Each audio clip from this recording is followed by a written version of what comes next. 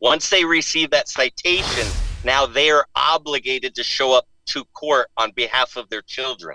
Once they show up to court, the police officer said immediately they will drop the charges. And they said now the parents will be mad because now they know that it was just a sham. And now they're going to come back even harder. And now the kids are going to know that, wow, we can assault kids and we can have charges dropped with no consequences. Well, hey, everybody. Welcome to Our Watch. I am Tim Thompson, and the left is at it again. The intolerance from them is palpable. You know, this is the group that screams tolerance, and yet when it's their time to exhibit that tolerance, they fall greatly short. There's a father that's joining me today, David Ramak, who is going to tell us a story of what happened to his son in Los Angeles County. No doubt these kind of things are happening everywhere. Sadly, in Los Angeles County, they have a DA there, George Gascon, that's just an absolute problem for that county, but it poses a problem for our entire state and our entire nation. So, David Ramak, thank you for joining us. Yes, thank you, Pastor Tim. Thank you for allowing me to share the story. Yeah, you know, when you first shared this with me, my jaw dropped. And, you know, I hear these things all the time, but to hear what happened to your son, my heart breaks for you, for your son, for your family. I'm angry when I hear this because these kind of things just should not be happening. And it like I said, my heart breaks. So tell us what happened to your son. Yes. So, number one, I'm in my second office, so I'm in my car. So thank you, everybody who's saying, hey, he's in his car. So I just want to acknowledge that I am parked, so I'm safe. So, yes, Pastor Tim, you know, it's such a heartbreaking situation because it's bullying, and it's trying to intimidate and put fear in people. And so for me as a father, I have a son, his name is Lucas, and we are both saved. We love Christ. Pastor's amazing. I'm so excited about this and about what he's doing. So my son was bullied at school, and it had been going on for a while. And we, in the beginning, Lucas didn't tell me and his mom about it because I believe shame. I believe he felt, powerless. He's 11 years old. He's a football player. He's a boxer. He's very athletic. He does boxing training twice a week. He's in football, tackle football.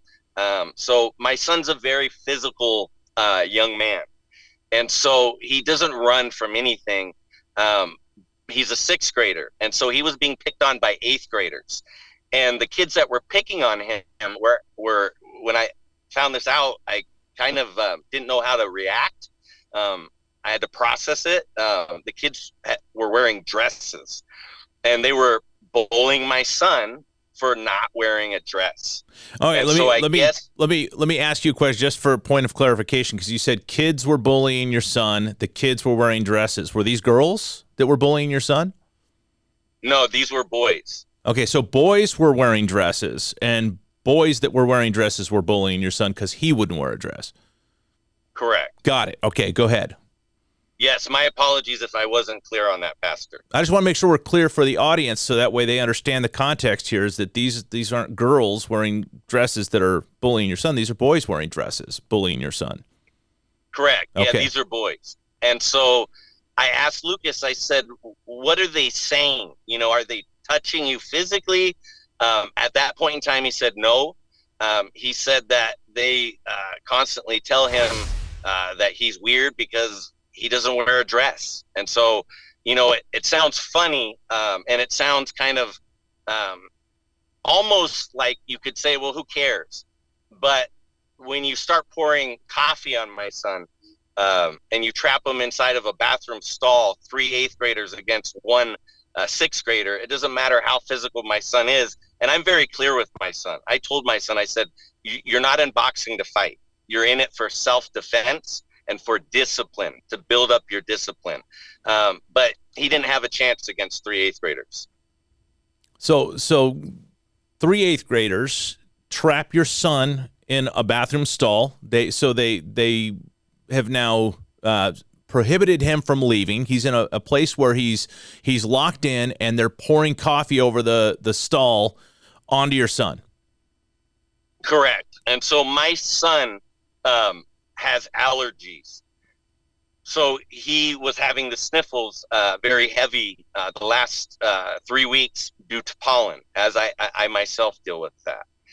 So I dropped him off at school at 7:30 so he can actually have about 45 minutes of homeroom with the teacher and get extra work done. And so he went to the bathroom in between that before the start of school at 8:30. And as he walked in the bathroom, because he had the sniffles, he went into the middle bathroom stall. So there was a stall to the left, one stall to the right, one stall in the middle. He chose to go into the middle stall to grab the tissue paper. Once he did that, 3 kids came up from behind him and pushed him into the stall and slammed the door. When they slammed the door, the only problem was my son's leg was still sticking out the stall. So it was stuck in the door, and they continued to slam the door on his leg until eventually he was screaming and he got into the stall and got his leg released. This goes beyond bullying. This is assault. This is criminal. How did you find out that this happened to your son? I was called by the dean of the school, and I was told that there had been an incident. I was told that I needed to come to school. Okay, so here's me. I'm a dad like you. I get a call like that. I'm assuming that when I show up, there's going to be police officers there. Arrests are going to be made for hate crime, for physical assault. This is, in my mind, this is what I'm going to arrive at for a situation like that. So when you showed up at school, what was happening there when you showed up? So I showed up before his mother. When I got there, I was told to go into the dean's office and wait, which is what I did. And my son was there, and my son had a sweatshirt, a white sweatshirt that was covered in coffee, and his head was covered in coffee. Any police officers there at the time? Not at that point yet. Okay, But they were on the way, because again, it was what the dean had said. It was a physical assault. Okay, so the dean at least had the wherewithal to notify police an assault was made on campus at his school. So he did call the police. I'm sorry, her school. Her school. Okay, so the dean is a woman. She calls the police. Yes, they have. Well, that's a good start. LA Unified. In LA Unified School, they have actual assigned LAPD school officers, and they were on the way to the location. Okay, so police arrive, and 3 students are the ones committing this crime. Did all 3 of those students get arrested? So what happened was, immediately I said, I want to press charges. I said, if this would have been hot coffee, which thank God that kid had poured that coffee about an hour prior. So it had cooled down where it was warm and it was no longer burning hot, where my son would have been in an emergency room, as the dean had said, if it would have been hot, which would have been a totally different situation. And I said, because of that, I said 100%, I want charges pressed, and I want lessons learned, and I want accountability. And I said, I would like the LAPD cops to meet with me and his mom, and we'd like to proceed with charges. So charges were pressed, or what took place? No. So when we spoke with the police, this is, of course, off the record, which I'm sure, if you talk to them, you'll get a different story. But this is, again, let me give you the location. This is me. This is the dean. This is a very large LAPD officer, and my son and his mother. We were told by the LAPD that we would be wasting our time pressing charges. I asked him, I said, father to father, I said, I'm just seeking wisdom. I know you're not an attorney. I'm not asking for quote unquote legal counsel. I'm just asking for wisdom as a father. Can you help me? And he said, definitely. He said, I'll help you. He said, if you press charges, they will be dropped. He said, I guarantee you 100%. He said, the new DA, he said, there was somebody who was, I don't want to give the exact details because I don't know the exact case, but he had said that an underage drinker had killed somebody 3 weeks prior, and the DA had let that person out until trial. And the kid had murdered somebody drinking and driving. Because he was a minor, he was released until trial. And so based off of that exact story, the police officer told us, if you press charges, it's going to hurt your child. And he said, let me tell you why it's going to hurt your child. Because your child is a victim, yes. Innocent, yes. But he said in the rule of school, or in the environment of school, he is considered what they call on the street a snitch. And apparently there's a code that says snitches, or people who tell, they call them tattletales, for an assault charge. They're saying, the police officer saying that my son would be bullied by the other kids. And not only that, he said, I promise you 100% charges will be dropped. He said, so father to father, he said, my recommendation is we don't press charges. He said, and let me do the scare tactic on them. Because he said, if you press charges, it's going to happen exactly like this. You press charges, the kids will not be arrested. Why? They are minors. So the way that the law works, the parents get a citation. Once they receive that citation, now they are obligated to show up to court on behalf of their children. Once they show up to court, the police officer said immediately they will drop the charges. And they said now the parents will be mad because now they know that it was just a sham. And now they're going to come back even harder. And now the kids are going to know that, wow, we can assault kids and we can have charges dropped with no consequences. So I listened to that police officer because I trusted him as a father based off of what he told me. And so I did not press charges with his mother based off the fact that he guaranteed me that they would be dropped and then there would be repercussions at school with my son for being a snitch. And so that sounds such a horrible answer to get, but that was the answer that I received from an LAPD officer. Yeah, I mean, hear what you're telling me, and I know that there's a lot of truth to what this police officer was telling you, and I know that many of the officers in LAPD are frustrated. Also, Los Angeles Sheriff's Department frustrated. If you're a police officer in Los Angeles County, you feel like, what am I supposed to do? I make the arrest, the person's right back out on the street. The Bible talks about a time that we come to the time of the end, and I believe we're definitely in that time. Not necessarily that final 7-year period, but we're in a time, what God said, that lawlessness would abound and the love of many would grow cold. And lawlessness is abounding. This type of environment where let's face the facts. We live in America. This is supposed to be the land of the free, right? We're supposed to be able to live our lives and not have these type of things happening.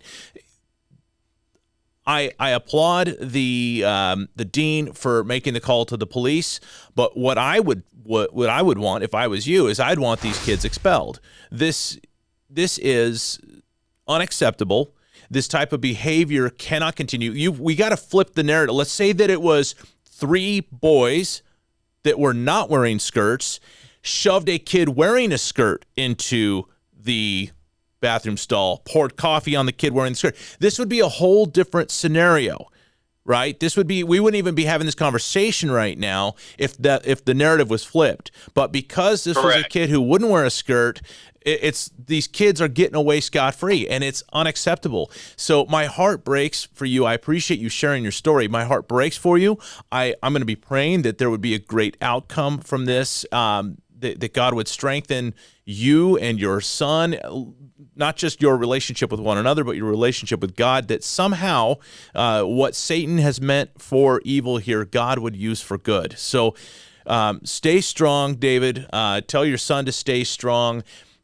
I'm begging you, don't give up on this. Don't let this go, but make sure that justice is something that comes about in the situation, because we owe this to all the other kids who may not have strong parents like you to stick up for them. We need to Right. set the bar that this is not going to be tolerated. We are, as Christian men, we are the salt and we're the light, right? Salt is a preservative agent, right? It preserves Right. the environment that it's in. So be that salt, be that light. Light is a revealing agent. Ephesians 5:11 says we don't just talk about the wicked deeds done in darkness, we expose them. That's exactly what you've done today. You've exposed these wicked things, and I appreciate it. So thank you for joining us, David, and I'm hoping maybe we'll have you back on and we'll hear later on how this ends up. Thank you.